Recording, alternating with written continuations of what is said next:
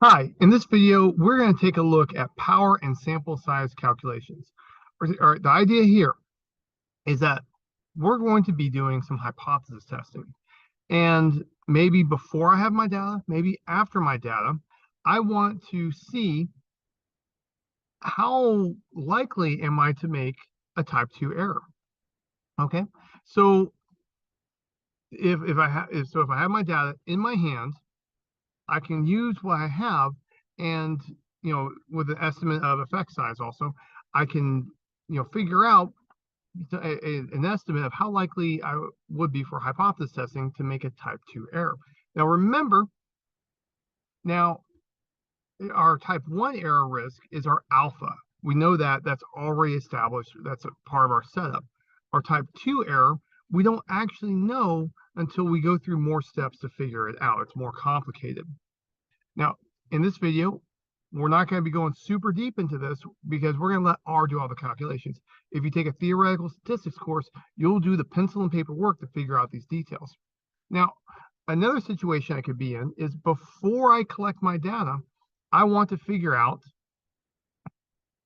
how much data do I need for a given power that I want, or I could figure out what is my power for a particular sample size I may have.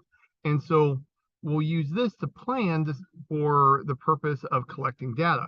So what we can do is I have an estimate of effect size, I have an estimate, I have alpha level, and I have a known power that I want. I can use the material in this video to figure out how much data do I need. So two things are guaranteed or taken care of for me is that I don't undersample and have too little data to achieve my goals. Also, I don't oversample and waste efforts and money. And so our power calculations we can do before or after we have our data. So our power calculations is where we're figuring out the likelihood of making a type 2 error. And that's dependent on our sample size. And so another thing that we could do is I could say, hey, I know my power. How much data do I need to collect before I collect it? All right, so power calculations. So in statistics, these are a crucial part of the research design that allows researchers to determine the sample size required to detect an effect of a given size with a certain degree of assurance. The concept of statistical power is closely related to a type 2 error, which is the probability of failing to reject a false null hypothesis. In other words, the probability of missing a true effect. The power of a statistical test is defined as 1 minus beta, meaning it's the probability that the test correctly rejects the false null hypothesis when the alternative is true. Power is the probability that a test will detect an effect when there really is one to be found. A power of 0.8 or 80% is used in many applications. There's several components of statistical power: effect size, sample size, alpha level, and variability. The effect size is the size of the effect you're trying to detect. So this is the difference between the observed statistic and the hypothesized value. Larger effect sizes are easier to detect, thus requiring a smaller sample size and resulting in a higher power. So if I have a bigger effect size, a larger difference between the hypothesized value and the observed sample value, then the effect size, the bigger effect means I need less data to achieve the level of power I want. Sample size is the next one. The number of observations we have in our study. Larger sample sizes allow for a more accurate estimate of the population parameters and thus increasing the power themselves. The alpha level, our significance. This is our threshold for rejecting the null hypothesis. A lower alpha level, such as 0.01 instead of 0.05, reduces the chance of a type 1 error, but increases the chance of a type 2 error. As one goes up, the other goes down. Now, it's not a one-to-one relationship. It's not exactly, if I decrease by a certain amount, I don't get the same amount of improvement on the other one. So that's something to be mindful of. It's true that as one goes up, the other goes down, but it's not a straight line relationship. We need to do our pencil and paper mathematics or use R to figure out, the values if we want to, tinker with our thresholds. The next one is variability. Variability is the noise in our data. More variability or more noise makes it harder to detect an effect, thus reducing the power. Power analysis can be conducted before, that's a priori, or after, post hoc, a study. And so a priori power analysis is used to determine the minimum sample size needed before starting data collection. Post hoc power analysis is used to determine the power of a study after my data has been collected. A lot of times statisticians call this autopsy work because there's nothing further you can do. Once you've got it, you got it.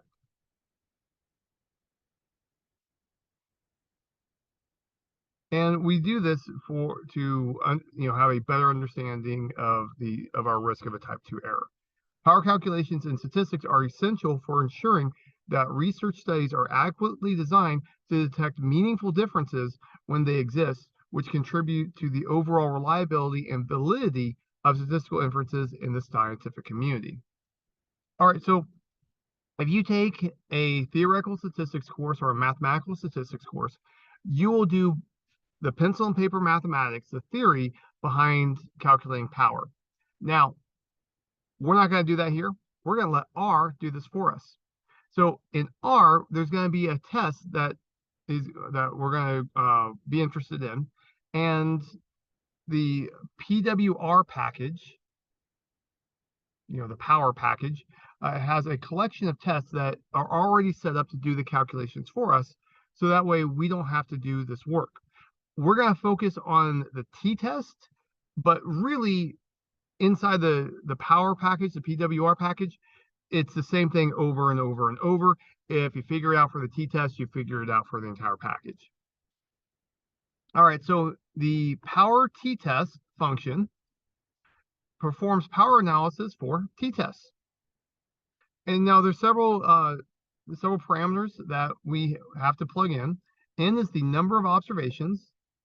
D is the effect size, which is calculated as the difference between the group means divided by the standard deviation.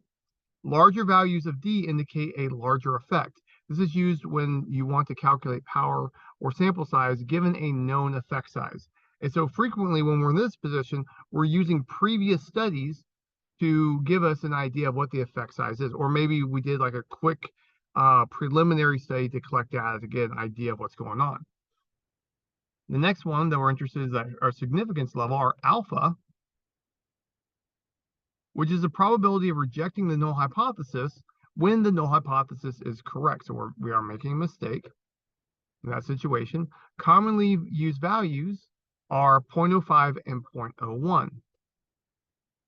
This is used when you want to calculate power, effect size, sample size, given of a known significance level. Now, the next parameter that we can enter is power. The statistical power, which is the probability of correctly rejecting a null hypothesis when the alternative is true. Commonly used values are 0.8 or 0.9. This is used when you want to calculate effect size, sample size, or significance level for a known power. Now here we put in the type of test we want. That is one sample, two sample pair. We always have to put that in. And we have to specify our alternative hypothesis of either two-sided, less, or greater than. And then there's other arguments that we can pass to the function, depending on which function we're working on. Now, here's something I didn't mention, is that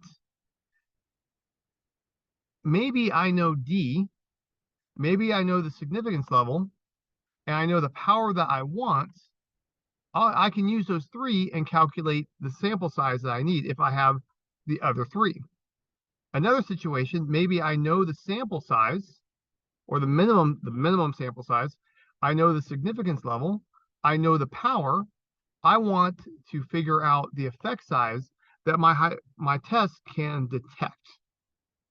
Another situation might be that I know the N, I know the effect size, I know the power, and I want to calculate the significance level. And last but not least, maybe I know the N, maybe I know the D, and I know my significance level. I want to calculate the power. So in the power package, I give 3 and it computes the 4th one for me. And so I get that last item there out of this. And so this gives me a way of anytime I have some information, I can work out the other piece for me. And so let's say I want a particular significance level and I know ND and the power, and I can drop it into the power package and I can get the significance level that I'm set up for, and I can compare that to what I need for my research study for the paper to be accepted. Each parameter is required except for the one that you're trying to calculate. ND, significance level, or power, we omit. The other 3 we include. For example, if you're trying to calculate power, we'll put in ND significance level, and then the 3 that are, or the type and alternative, which is required every time, but not power. So if I'm interested in calculating power, I omit that as the parameters. If instead I was interested in sample size, I would omit N, and then I would put in D, power, significance level, and then type alternative, but I would not put in N. All right, so let's look at an example where we calculate power when we know the effect size, we know the sample size, and we know the significance level. All right, so we know these 3. We're just going to literally just drop them into the function. It's going to compute it for us. And we can see that the power is just under 0.7. Now, if that's acceptable for my study, for what's going on, I'll run with it. I'll go ahead and proceed. If it's not, I know that I need to make an adjustment. Maybe I need to give on the sample size. Maybe I need to give on the power, or possibly I need to go and collect more data. Next, we want to talk about calculating the sample size when you know the effect size, the power, and the significance level. This is useful for a priori power analysis.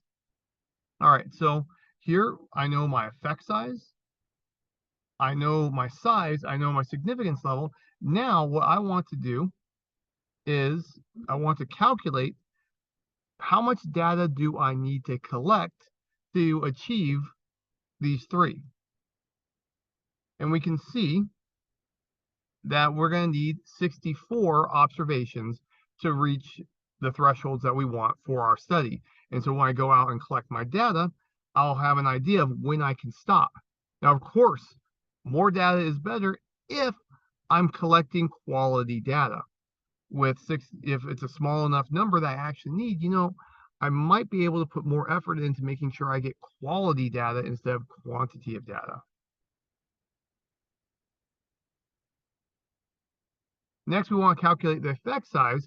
When we know the sample size, we know the power, and we know the significance level. So for example, let's say I have a budget that will handle this much data, and I know the power and significance level I need. Will I be able to detect a sufficient difference after I go and collect my data? And so I'm going to set up the sample size, power, and significance level. I drop them straight into the function, does all the work for me. And I can see that I'll be able to detect just under 0.57 for a statistical difference. So note that the power.t-test function is used for power calculations for t-test. If you're calculating different types of tests, like chi-squared, ANOVA, etc., you'll need a different function. And the package provides them, so power chi-squared test, power ANOVA test, etc. You'll need to adjust the parameters according to your research design and your hypothesis, specifically your type and your alternative parameters.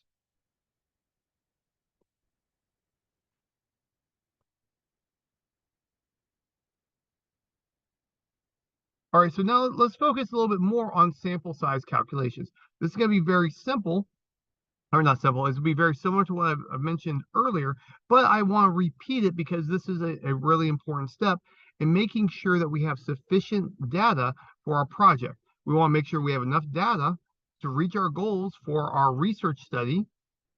I've known people who have had this problem of not having enough data. It's a miserable experience. But also, we don't want to waste time and money collecting data that we don't actually need. So we want to get enough data and call it a day if that's feasible for us. Sample size calculations are a critical process in the research design that helps to ensure that a study has significant statistical power to detect an effect of interest if it exists.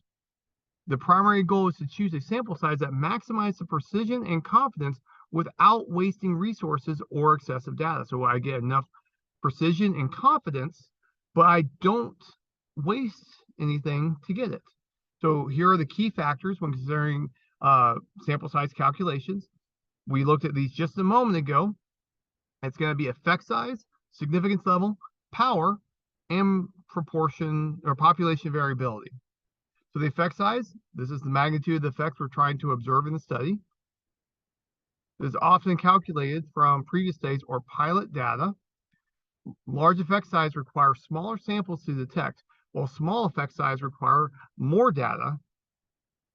Significance level, our alpha, this is our probability of rejecting the null hypothesis when it is true. This is a type 1 error. A common alpha of 0.05% is pretty common to use. Now the power, the 1 minus beta, power is the probability of rejecting the null hypothesis when it is false, when there truly is an effect. In other words, it's the probability of not making a type 2 error, failing to detect an effect when one exists. Common standard for this is 0.8, maybe 0.9. And so we are saying in that situation, we are willing to risk a 20% risk of missing an effect when there is one. And then the next factor in this is population variability. The more variability or noise in the data, the more data I'm going to need to detect an effect size. The actual calculation of sample size depends on the type of statistical test that we're going to be using. T-test, chi-squared, ANOVA, regression, etc. As different tests have different formulas for sample size calculations. In many cases, statistical software like R, Python, and GStarPower are used to perform these calculations. Importantly, sample size calculations should be done before the study begins a priori, and assumptions about the effect size and variability should be based on the best available information that we have, such as previous studies, pilot studies, or educated estimates. Sample size calculations are not only important for adequate power of a study, but also for ethical reasons. Overpowered studies waste resources and potentially expose unnecessary number of subjects to any risks associated with the research, while underpowered studies may not provide definitive answers and lead to the publications of spurious results. Also, if a study is meaningless because I don't have enough data, any side effects from collecting the data, such as subjects receiving drugs, injections, stuff like that, basically I've wasted, I've harmed them for no reason if I do an underpowered study. All right, so we're going to talk about sample size calculations with R. Once again, we're going to use the power package, and we're going to tackle this for several different tests. If I don't have the power package installed on my computer, I'll use install.packages. And then remember, this one, library, I don't need to, but install.packages, I need quotations. And so I specify the effect size, the power, and significance level. I drop those parameters into power.t.test. And then boom, I get the results that I can see that I need at least 64 observations. We can do this for, now here, this one was for a 2-sample t-test that was 2-sided. Now we wanted to change it up so that I have a one sample test. It's still one side, it's still two-sided. I know my effect size, my power, my significance level. I want to calculate how many observations do I need. I need at least 34. We round up on this, by the way. So we don't round to the nearest. We don't round down. We round up every time for this purpose. Here's an example for a paired t-test here. And once again, we're doing a two-sided test. I know my effect size, my power, and my significance level. I drop them into the function, and I can see, boom, I need 34 observations. Now, the power package has plenty of other tests. It has a bunch of them. It's actually kind of neat just to play with them, look at all the different ones we have. We can also do chi-square tests. So now here, I need to specify the degrees of freedom also. So effect size, power, significance level, and degrees of freedom. And then I do exactly what I did before. Now, parameters have a little bit different names because I have a different test, but the concept is the same. And when I do that, I can see that I need at least 88 sample data points to be able to reach my goals for this particular study. And so if 88 was a lot financially, I would know that I need to make some adjustments on what's going to happen. Go get some more money or do something about it. Now for ANOVA, we specify the effect size, the power, and significance level like we have every single time before, but we also specify the number of groups. And so then when I drop those in, notice that here I have number of groups. I can see that I need at least 53 data points from my sample. And so I'll adjust the parameters, effect size, power, significance level, etc., according to the research design and the hypothesis and what my stakeholders want. The effect size used in these examples are arbitrary, and you should use effect size that are appropriate for your specific research question. In conclusion, power and sample size calculations are critical steps in the design of a statistical study. These calculations ensure that a study is adequately equipped to detect a meaningful effect if one exists, thereby minimizing the risk of a type 2 error, that is, failing to reject a false null hypothesis, and maximizing the usefulness and credibility of the study. Power typically is set to 0.8 or 0.9, and this is the probability of correctly rejecting a null hypothesis when it is false. Power is influenced by sample size, effect size, significance level, and variability in the data. So a larger sample size, larger effect size, higher significance level, or lower variability all lead to greater power. Sample size calculations, on the other hand, are used to determine the number of observations needed to achieve a desired power. They are influenced by expected effect size, desired power, chosen significance level, and expected variability. Sample size calculations are critical not only in ensuring sufficient power, but also in preventing wasted resources on excessively large sample gathering. These calculations are generally performed before the study a priori and are based on estimates or assumptions about the effect size and the variability, which are ideally driven from previous studies, pilot studies, or informed guesses. Power and sample size calculations are not static, but may need to be revised and adjusted as new information comes in to light during the course of a study.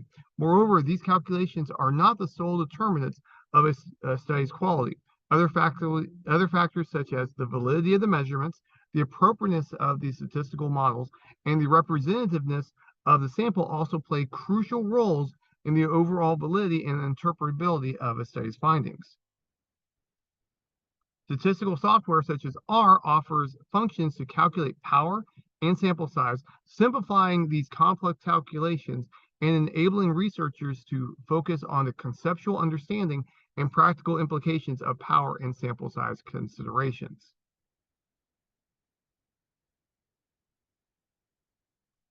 All right, well, that's all I've got for you. Life is short. Do math.